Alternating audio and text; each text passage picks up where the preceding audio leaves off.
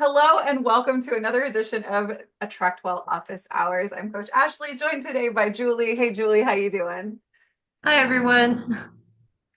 So thank you guys for sticking around this Thursday afternoon here. We had a little bit of a tech hiccup here on my device getting started. Sorry for the wait. We're thrilled to be getting together with you guys here today, as we always do on Thursdays at 2 p.m. US Eastern Time. Today, we're going to be talking about improving your email deliverability. So if you would, go ahead and head over into the chat here on the live call. Let us know who you serve and how.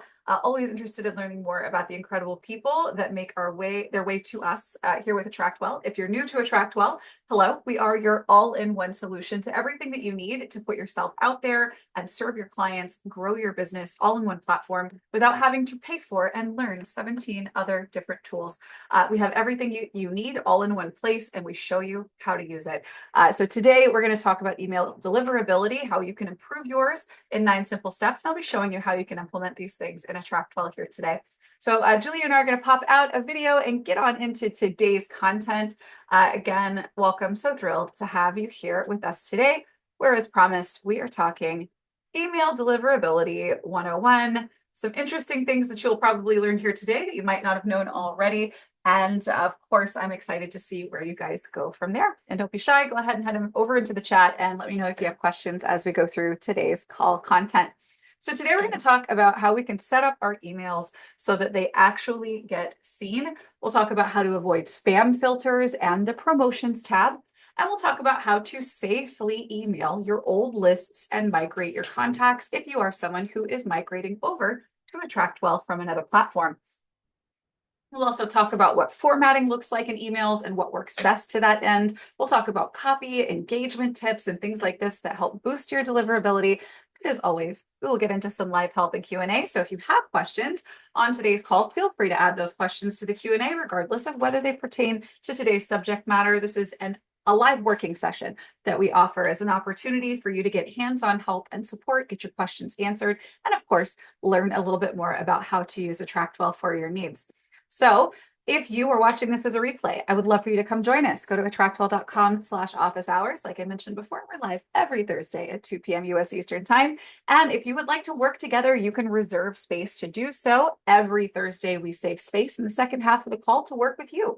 You can head over here to learn more about how to sign up for that. And if you'd like for someone to do the work for you, our team's got you covered there too. Head over to attractwell.com/concierge to meet our team and get a quote for your project.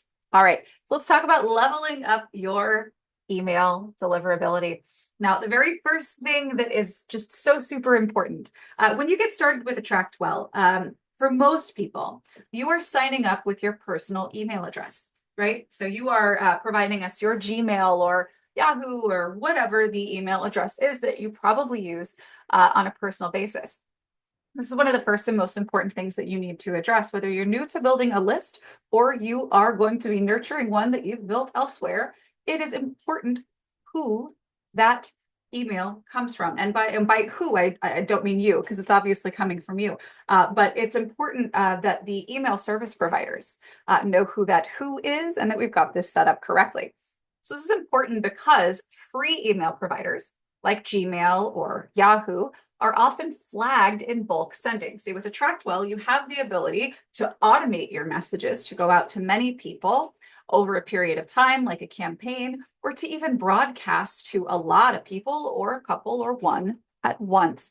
And so when you are sending out something that is bulk or automated in the case of a campaign, if that's coming from a free email address, unfortunately, that can look like spam to an email service provider. Because spammers generally don't tend to invest in things like professional websites and email addresses on their domain, they'll go with whatever's free and easy and simple. So if you would like to ensure that you stay out of the spam and other inboxes, it is very important that you have a domain-based email address. That's going to signal professionalism and trust. And I mean, really, you just don't want to be emailing with your personal email address, right? So the inbox providers also can't verify free emails the same way that they can with domain-based ones. And so using your domain helps to improve inbox placement and protect your sender reputation. Now, if any of this sounded like a foreign language to you, That's okay. What I'm referring to here is for your website, right? Yourbusinessname.com, yourname.net, whatever you've chosen. It's just important that you have an email address that comes from that. So instead of your name or your name plus some numbers at gmail.com, it is your name at yourbusinessname.com, right? That's what we're trying to do here. So what we do next is first, if you need a new email address, I want you to get in touch with our team. They can help you get this set up if you don't have this already. Another option is one of like Google's business suite options. Those are useful as well. But if you'd like to just have it handled, especially if you got your domain through us, we can take care of your email address as well. It's quite affordable and competitive. You can use an email address like hello@yourbusiness.com or your name at yourbusiness.com, and then just make sure that you are putting the correct email address into the My Account info in Attractwell, right? So let me go and show you really quickly what that looks like. So you're going to go over here in Attractwell. We're logged into our dashboard. Right here is My Contact Info. When we click here, this email address right here should be associated with your domain, right? So your name at yourname.com, your name, hello at yourbusinessname.com, etc.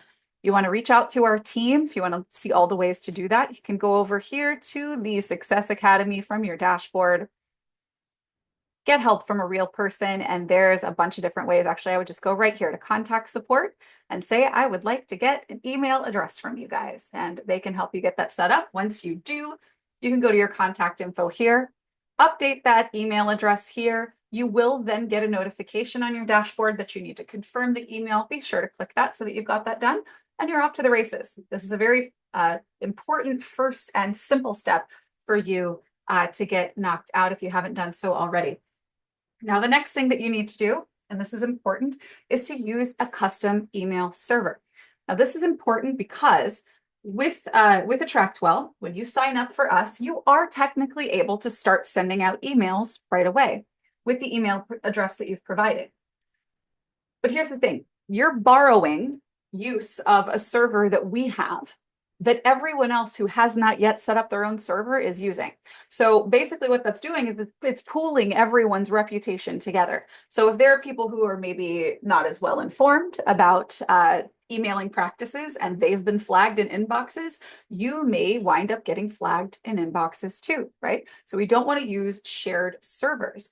So if others are there, you're going to have, they're doing bad things, whether intentionally or not, you will ultimately be dealing with some of the consequence from that. So a custom server is going to separate you from bad actors, or in the case of other Attractwell users, folks that just didn't know better. Of course, this is going to improve reliability. And in this case, you own your email sending reputation. And so this custom domain setup activates these here, and I'm not going to pretend to be able to explain these to you, and Colin is not on the call today, but he can explain them to you if you'd like, if you want to send us an email.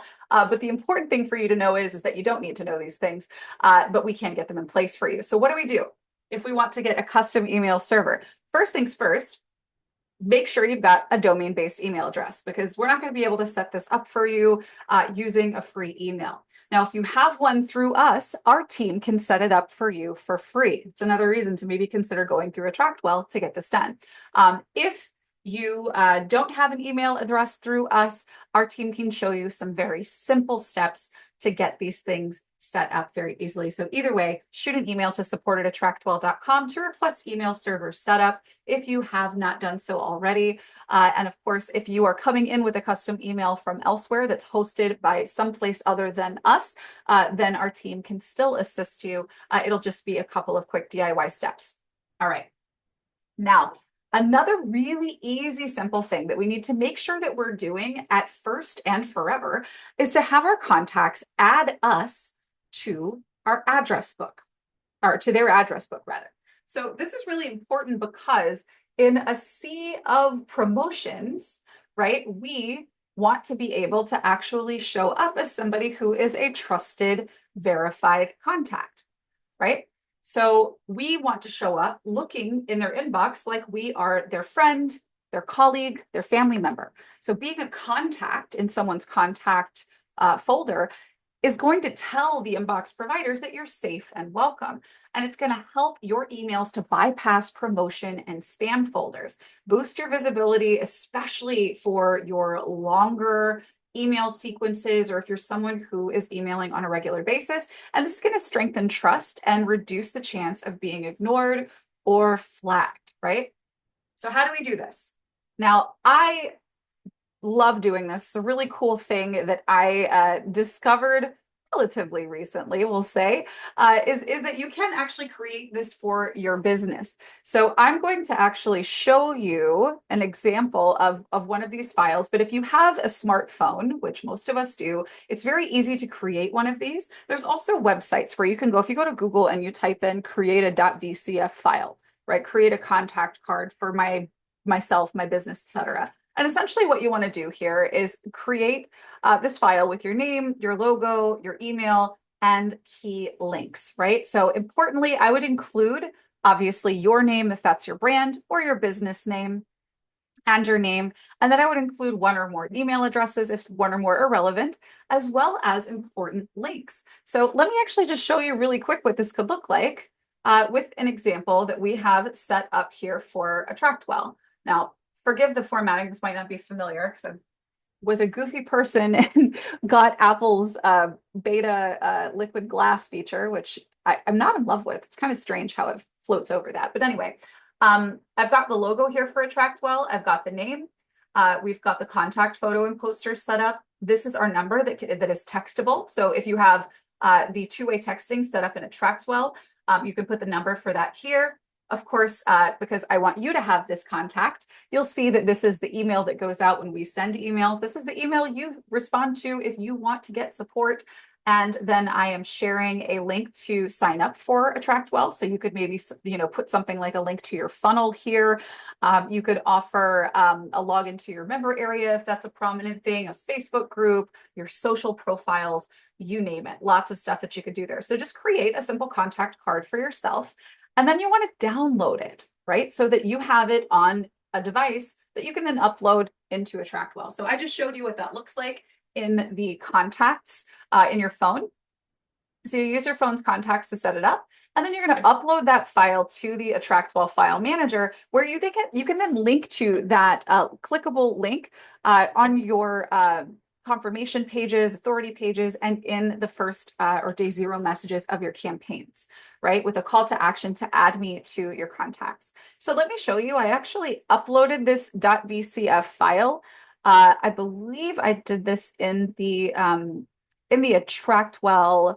Bear with me just a moment. Yeah, in the Attractwell account. If I go down here to files, yep, here we go. Attractwell.vcf. And if I click it, it's actually trying to download it straight to my device. So what I'll do here is I would just copy this link, and then I can go put it into my day zero email and say, hey, add me to your contacts if you haven't done so already. I can go to my confirmation page and include that call to action as well and say, hey, I've just sent you something. By the way, go ahead and add me to your contacts. So instead of just using the verbiage, add me to your contacts, literally provide them with a way to do that, right? Provide them that clickable link there on the page to download your VCF file so that you are in their contacts. All right, so the next thing that we want to consider doing is really thinking through strategically what we say with the first sentence in our email.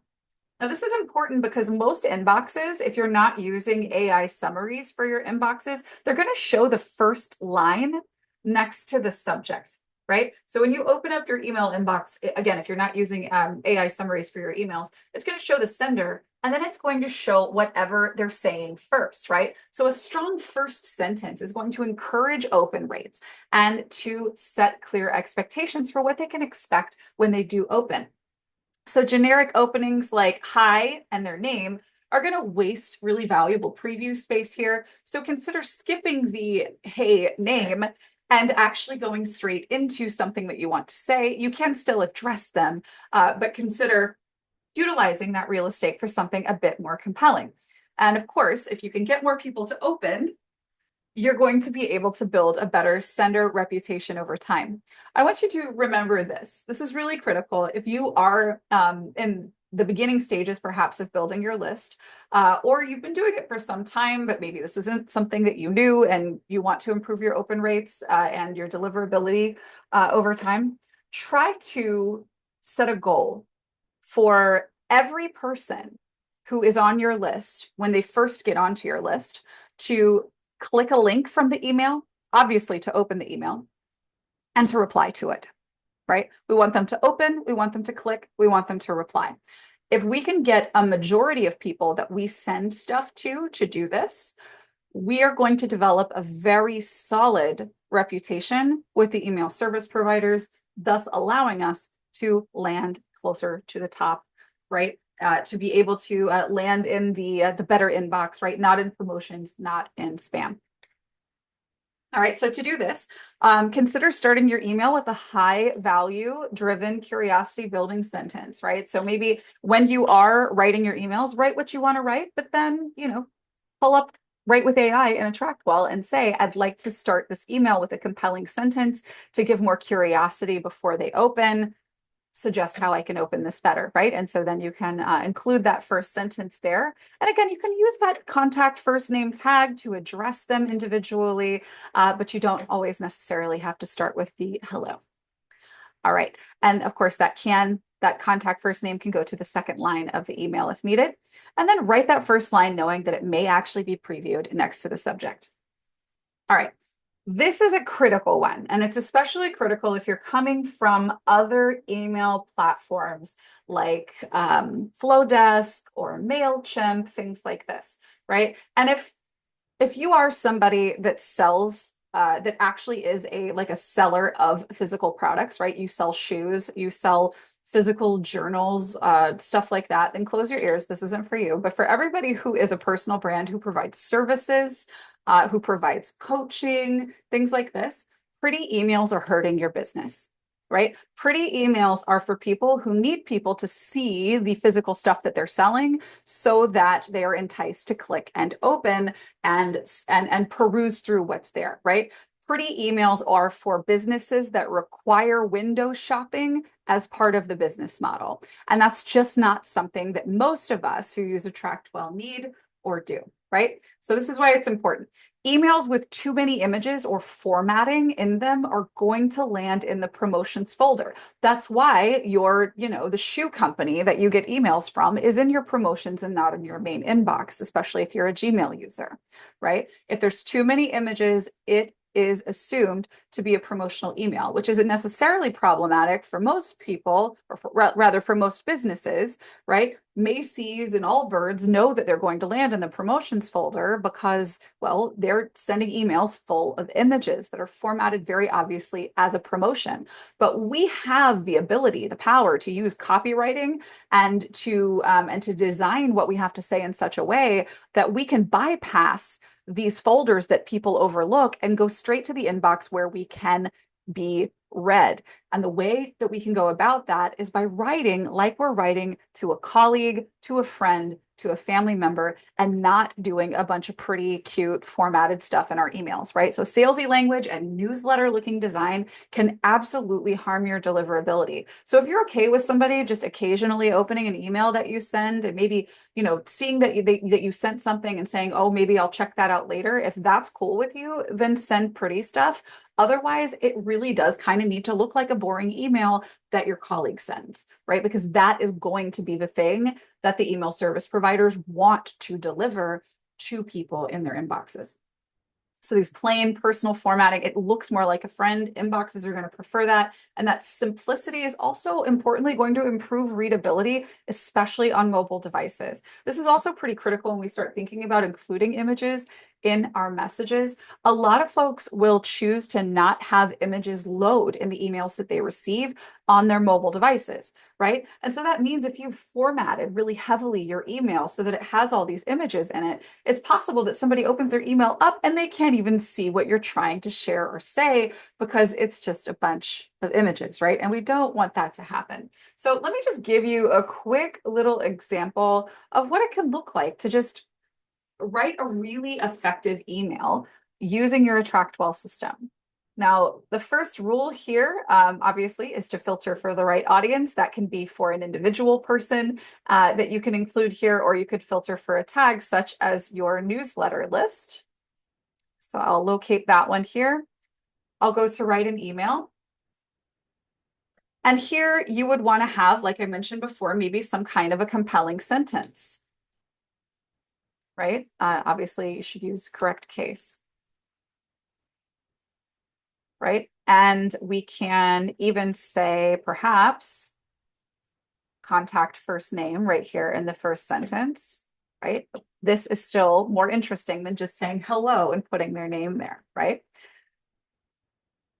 Another rule of thumb that's really important for us to remember is that the way that we grammatically format what we have to say is fundamentally different in the world of copywriting, which is what we're engaging with here, than it is in the world of traditional composition. So it is going to be much more effective for you to include an entire, like just one sentence, essentially as a paragraph, right? And then to kind of double space between. So if I put a sentence here, I don't want to put two of them together unless they absolutely need to be read together. This is going to allow the eye, again, even on smaller devices, we could see a preview here. This will allow you to scan through what's here more readily, again, causing someone to actually consume the content that's here, take action with whatever the action is that we are telling them to take. And then finally, if we want a link with a call to action, you can learn more or read about this here, right? And then you can hyperlink this. This is totally fine. This is minimal formatting. You put whatever your URL is in here.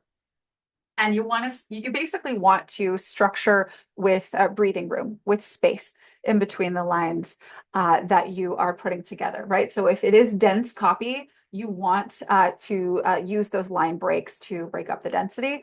And then really importantly, yeah, make sure that you are avoiding overly salesy language, overly pushy or promotional language, because it is definitely going to be that these email service providers, an environment where they are scrutinizing pretty heavily, especially as you might be new and building your sending reputation.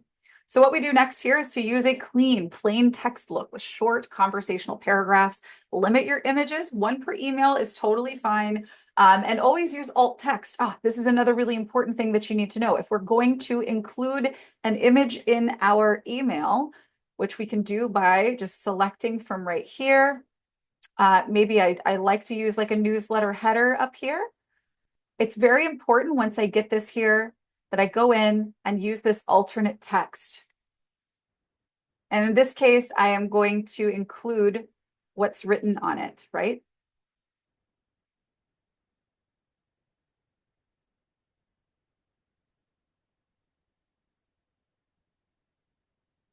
Right. So when I update that and this gets sent, again, this is speaking into the importance that sometimes folks don't have the images load for whatever reason they've chosen in their own settings. It's important for them to know what this is supposed to be. It's also important for the service providers, the email service providers, to know what the contents of this image contains, right? So what this is actually about. And so if you use that alternate text, that is going to help you as well.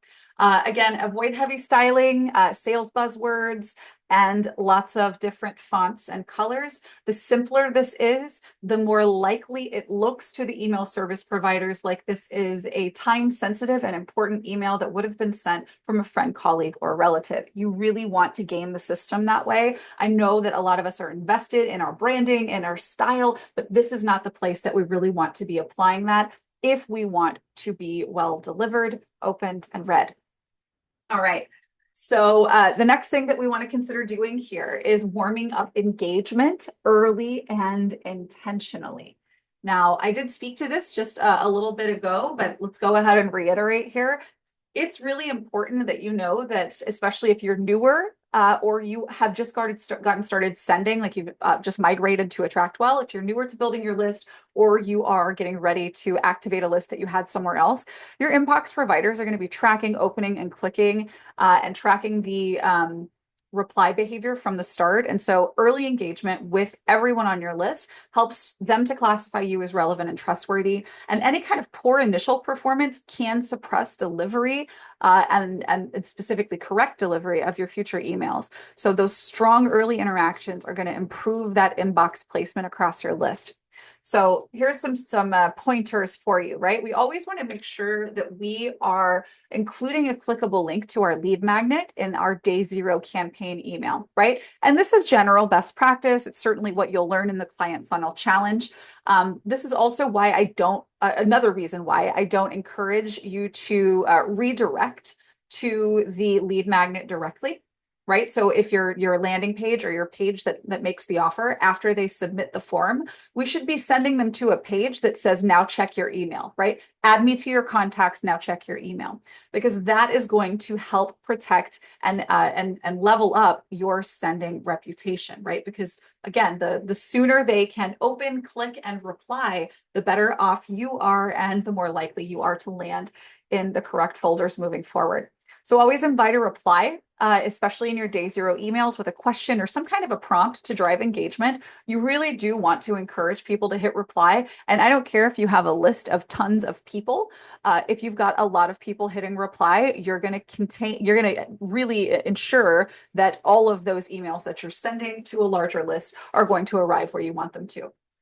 And use that confirmation or authority page to encourage immediate inbox action, right? So remember, put me on your contacts, right? Add the clickable link right there on that page for them to add you to their contacts. Tell them to go to check their inbox, and then they can go and find you there. And then they'll be looking for what you sent them. They'll be able to click that and open it.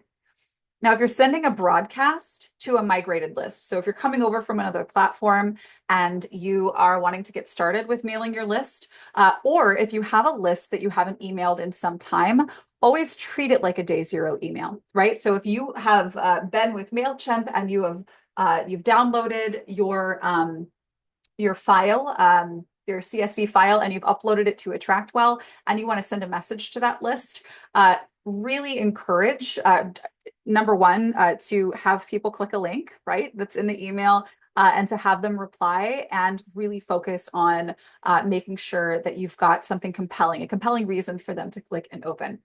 Also important, consider sending to smaller segments of your migrated list to really boost the engagement percentages early. Right. So it would be better if you have a list of 1,000 to maybe look for your most engaged 30, send to them first, maybe then send to your next 100 and on and up from there. Right. Include something valuable that they can click on. It could even be a social post that you've made for them to go and engage with. It doesn't matter. It's something to click. And then, of course, a clear reason for them to reply.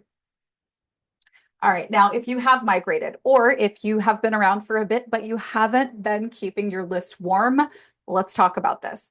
This is important because inboxes are going to treat your uncontacted addresses. And like I get it. It takes a lot to grow a list of leads, but once that list of leads hasn't been contacted in 6 months, it's almost dead. We have to revive it, right? And so the reason why we have to look at it that way is because inboxes treat these uncontacted addresses as potential spam traps. And so any sudden reactivation of an old list can trigger filtering or blacklisting of you and the server you're sending from, and then low engagement from people who don't know who you are, don't want to open the email because they're not sure what it's about. That's going to drag down your reputation as well. Obviously, in some of these cases, it's been 6 months, they might have forgotten about you or the thing that they signed up for, and might mark you as spam. So warming up these lists gradually is going to help you to recover value without hurting your deliverability. So what this would look like is maybe filtering for people who haven't opened or engaged in a certain amount of time, maybe tagging those with cold list or legacy list or something like this, and then send re-engagement emails in small batches, right? Small batches. I would even say add some friends and family or people that you're connected to on social to this list. And send the broadcast out to some of those people first, right? And tell them, say, hey, I'm going to be sending you an email. You're going to want to make sure you open this. And there's a link in there that's got a thing that you're going to want. You're going to want to click that and then hit reply and tell me that you did. Right? Strategically, you're going to want to try to do this in small batches again, because that's going to really boost really quickly your score with these email service providers, thus preserving your ability to be deliverable to larger amounts of people. And again, keep this simple, keep it plain, keep it personal feeling, be easy on promotional language, and of course, easy on links and images as well. All right. So if you are migrating a list, you are new to inboxes, even if your list knows you. Really important to know. If you have come from somewhere else to Attractwell, that is your list. They know you, but it is important that you treat it like a new list when you come over to Attractwell, right? Just, and again, get that custom server that we're able to help you get set up, or to set up for you if you're getting your email through us. And then start small. Maybe look for the most engaged segment of your list from where you were emailing previously, and start engaging them first and then ramping up from there. Now, this is important because your contacts may have a relationship with you, know who you are, be willing to open your emails, but the inbox providers, they don't know your new sender identity yet. Even if you have the same email address, even if it's the same list you were mailing before, the configuration is different on the back end, right? So we need to rebuild that trust, and it won't take long, especially if you've got contacts that love to hear from you, right? So you're going to have a really easy road into getting great deliverability if you were pretty well engaged elsewhere. But it is important for you to just ramp it up, right? And this doesn't mean that you can't email your whole list within a week. I'm suggesting that you maybe one day email 25 to 50 and then start increasing up from there until you're emailing the whole volume. And again, start with the most engaged first, because that gives you, 100%, 97%, what have you, as a score. And then you're going to get higher deliverability potential following that. So switching the platforms is going to reset your technical reputation, even with the same list. And without a gradual warm up, you do risk low placement, even if your audience is warm. So always consider incorporating sort of a slow or a slightly slower ramp up to fully broadcasting to your entire list. Now, if you're bringing over a list of 50 people, I don't think that you need to break this down to send to 3 people, etc. You could, and it wouldn't harm you. It would actually be good for you, but it's not necessary. I think if you've got a smaller list. And then again, just to reiterate, this reintroducing yourself to the email service providers is what you're doing. It's going to help to establish that trust and then to strengthen it as you go. So what we do here is segment our most engaged contacts and then email them first. So if you've had a list in Attractwell for a while that you haven't been engaging with, let me show you how you can go and find that information. And of course, you would want to find this information in the email provider that you were using previously. If you're coming from MailChimp or wherever. So we're going to go to my contacts. And then what we could do here is go to filters, more filters. And then we could look for contact was inactive for the last number of days. So I would maybe set this up for 6 months. And this is someone who has not been opening emails. Maybe you haven't sent them anything. They haven't logged in if you have a member area, etc. After a certain number of days, I would filter for that and maybe tag them, right? So filter, then you'll find them, and then you'll do a bulk action to apply a tag so that you can identify those people as maybe a list that you want to nurture back to health. It is always, again, better to work small in instances like these, right? Just because you've got a list doesn't mean that that list is accustomed to or interested in hearing from you necessarily today. So, sending, if it's a smaller list, a personal message, a single personal message to someone, or doing maybe 4 or 5 at a time is going to work better for you than just blasting the whole list. Again, use that personal low formatting to your messages to reestablish trust signals and increase that send volume gradually as opens and clicks remain steady. And then broadcasts where you're, grabbing a filtered set of your list, a segment of your list, and sending off a message there is going to work particularly well here, right? Campaigns are where you apply a series of messages in bulk, right? And for a colder, older list, or if you're just migrating, I wouldn't necessarily put somebody onto a drip campaign in Attractwell right away. Just again, because you want to be able to establish and then strengthen that send score, that send reputation. All right. Final thing here, we want to test our emails before sending. You don't have to do this every time you create an email, but it is an important thing to consider doing every now and then as you're learning, because it's going to help you understand what you can do better. So spam filters are going to be looking at things like technical setup, language, formatting, and even great content can get flagged due to small technical issues. So testing is going to reveal your deliverability problems before they affect any of your real contacts or your ability to send to them. And that clean score is going to help ensure your emails get seen and not blocked. Now, I have demoed this before. We can do a quick walkthrough of what this would look like.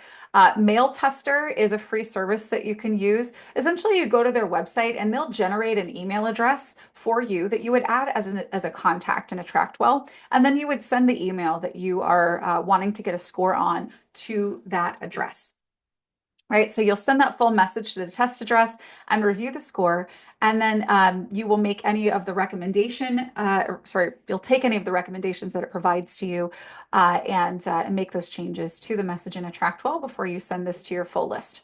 So let me go show you really quickly what that looks like. It's pretty straightforward. What I want to go to is, I think it's mail.tester. Yeah, mail.tester.com. That's not what I want. I want this. There we go. So I'm going to send my email here. I'm going to copy this, and then I'm going to check my score. So I'm going to come over here, and I'm going to compose an email after I add this contact. So here's my contact. I'm going to call it Mail Tester. There's my email address, create.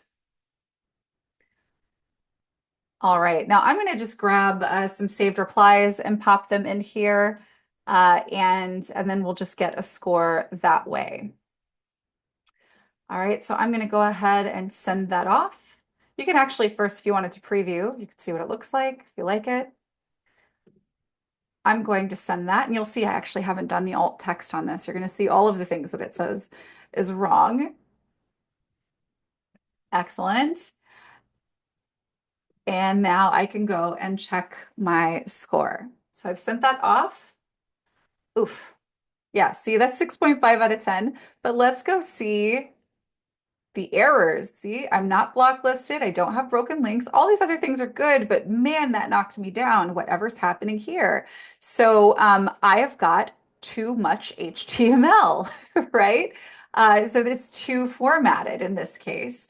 So if we go back and we look at the message that was sent, you can see that there is a heavy amount of formatting here, right? I've got lots of images. I've got inline, right? And this is image heavy, and this isn't even as image heavy as, say, something that you might expect to send from a Flowdesk.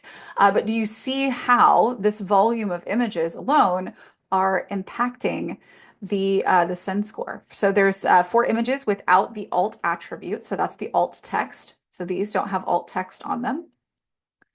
What else? Yep, you can see those there. One dangerous element that is JavaScript, iframes, etc., was found by analyzing your messages. There's a countdown in here, and I don't know why. Weird. I'll have to go find that. Didn't find short URLs. That's nice. That basically means they don't want like bit.ly links, things like that. So yeah, you can actually see here how this was modified. And then I could go back and make changes and see if there is anything, see how well that improves. So if we were to go back and maybe change that to something that's very plain, that looks like it could have been sent from a friend or colleague, you'll see that you'll get a score much, much higher because we didn't have all of that to do.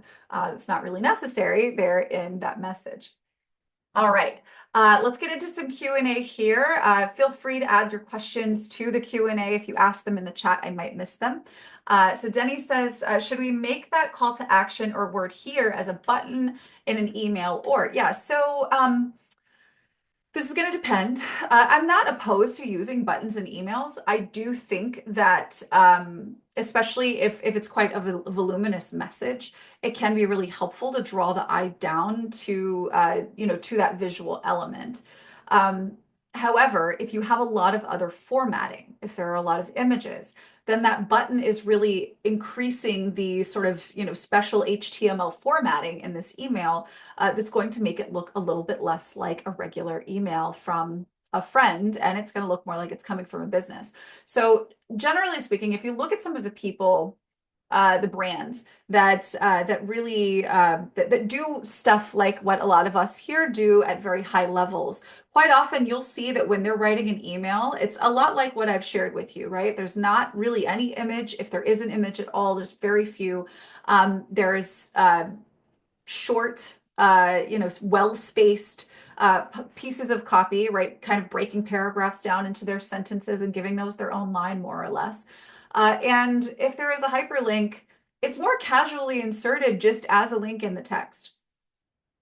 And this is particularly true with folks in the industry who have very, very large lists, because I mean it starts getting really critical if you mess up a send to your list when you've got tens of thousands or hundreds of thousands of people on your list. That can really harm your business in like significant ways, like monetarily significant ways, especially if you're doing things like running launches. So a best practice would be to not include buttons in emails if we're going to kind of follow the rules that Mailtester is confirming for us here, that impact your send score. But if that's the only kind of specialized element that you're using in your email, I don't think a button's a problem. I would just be careful not to overdo it. Should logos on emails also have alt text? Yes, Peggy. Any image that you include. So if you have an image in your signature, I would absolutely swap out the here, let's go to, it's under contact settings. Like if you have, a lot of us have photos in our signatures, right? So go to general settings and you can see this right here. If we go to alternative text, just pop your name in there, right? If that's supposed to be an image of you. Any image that you put into an email should have that alt text, because that is going to have an impact there on your send score. All right, Courtney says, I'm watching the Client Funnel Challenge. Not sure how to go about creating my funnel. I'm sending out a dripped audio series to lead them to my coaching membership program. I would like the direction on how to go about doing this. Yeah, Courtney, can you pop your hand up for me? I would like to ask you a couple of questions, and then we can figure out the best path forward. Hi. Hello. So tell me, you want to sell your coaching membership program. Do you need to have a conversation with someone in order to do so? I don't think so. I'm open to it, but I don't think so. Okay. So then I would use the second version of the Client Funnel Challenge. Okay. So the first one is for like the high ticket offers where you really need to have a conversation. And the other one that utilizes like a video sales letter kind of format, that would be more along the lines of what I would suggest then, because you're going to choose your funnel based on your conversion strategy. Okay, that sounds good. Now it is a high ticket. So with it being, and what I mean by that is for the one tier, it's $397. For the next tier, it's $997, because that's where they get the more high touch one-on-one with me. With that in mind, do you think I should have conversation? It's a one-time $997? No, It's a recurring $997. it is. I would definitely assume a conversation for that. Okay. For that. Yeah. Okay. Yeah. Okay. I would say just kind of depending on what your intro looks like to that. Because I mean, if you're going straight into a $397 or a $997 recurring, it's likely that you probably have, some kind of high value lead magnet or sort of secondary opt-in that they're engaging with, right? Yeah. What does that look like for Absolutely. you? Yeah, so what I do is I've created pretty much like a mini podcast, is how I would say it. And in that mini podcast, they're getting very in-depth and strategic conversation to let them really get that high touch of me. It tends to work that, like through my podcast, that women engage me right away. So they are getting my voice. They're just not, quote unquote, in the room with me. Got you. Okay. So, and this is something that you've sold previously? Yes. Okay, excellent. Yeah. So if it has converted well previously without a conversation with you, I mean, don't fix what's not broken. Okay. Yeah. But I would, yeah, if you've been able to sell these things on autopilot before, use option 2 of the client funnel challenge, because then Okay. you have a fully automated option, and then you could always still have a fallback of, like, a discovery call hidden somewhere for somebody Yeah.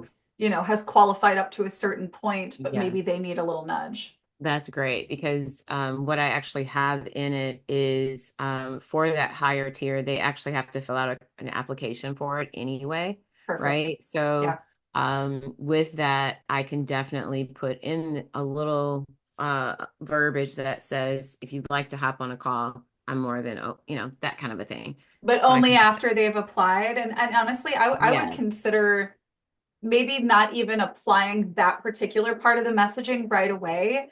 Okay. I would maybe even assess what they put on the application. And if you believe that they're a fit, then you could do that. Like, if you're really wanting to sort of gate your Wonderful. time. Yes. Yeah.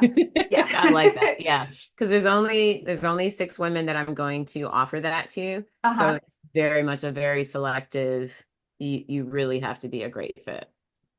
Excellent. Yeah. And if there are simple criteria that they could answer Mhm. yes to, where you would be willing to get on a call, like, such Mhm. as, like, if these are business owners and Yep. you work with business owners Yep. that they're making, minimum 10K a month, you Yep. could put into, like, a drop down on a page form, what's your monthly business Yeah. income, Yeah. and you can choose based on what they select what Mhm. campaign you send them using automations. Oh, So you could, really? you could do this without even evaluating, and just go ahead. And if they hit the income requirement, then you could apply a campaign that says, hey, by the way, you could hop on a call with me. And then you don't make that same offer to someone who maybe isn't quite a fit for you yet. You could put in maybe a downsell offer campaign or something like that, for Yeah. people who answered, below the threshold.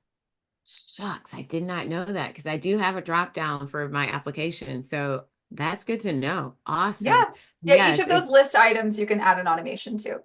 okay, perfect. That's so cool. And I love how you actually did pinpoint who I serve. They Oh, are Christian women entrepreneurs. So how awesome is that? fantastic. Yeah. Thank you so much. That's great. Awesome. Thanks for coming out. Yep. All right. So Peggy says, since sending a re-engagement email, is it better to ask them to reply or to click a link, get me on your list? Because engagement to the email service providers is really calculated by both of these metrics, I would encourage both. If it's a smaller list, I would I would even consider not using a link and just saying reply and let me know, right? Because then if these are leads, then you have an opportunity to re-engage with them, right?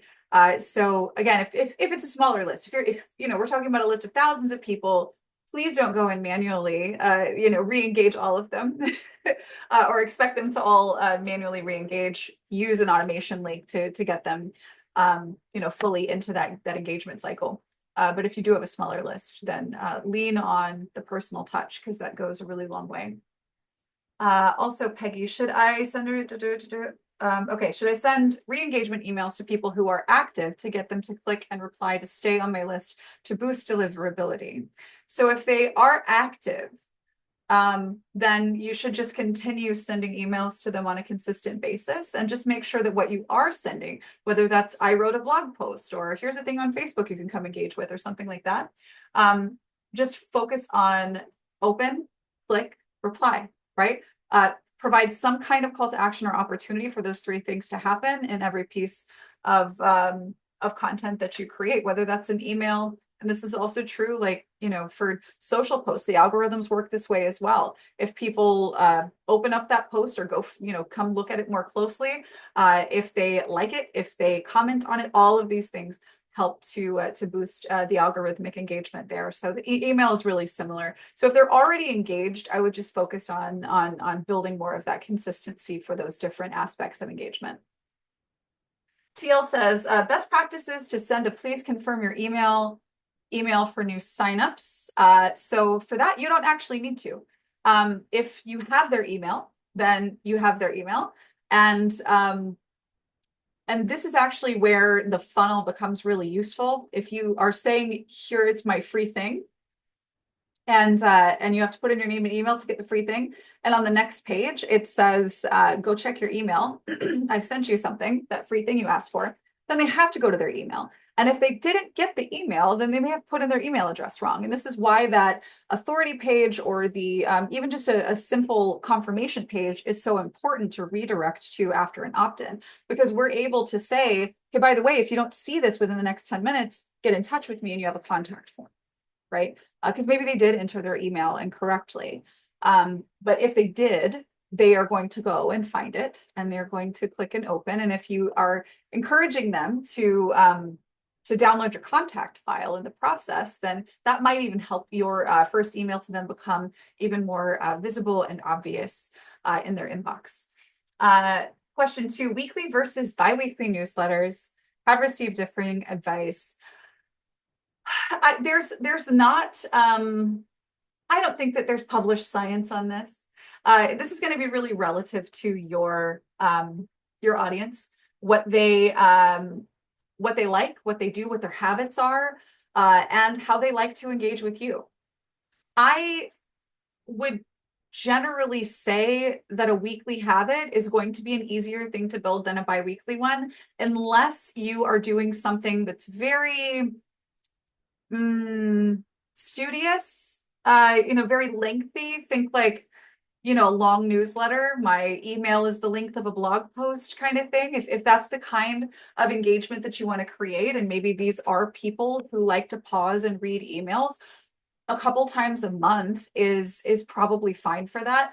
I think that weekly is a good rule though, because the attention span and the memory length of people who engage with brands online, all of this is just incredibly short.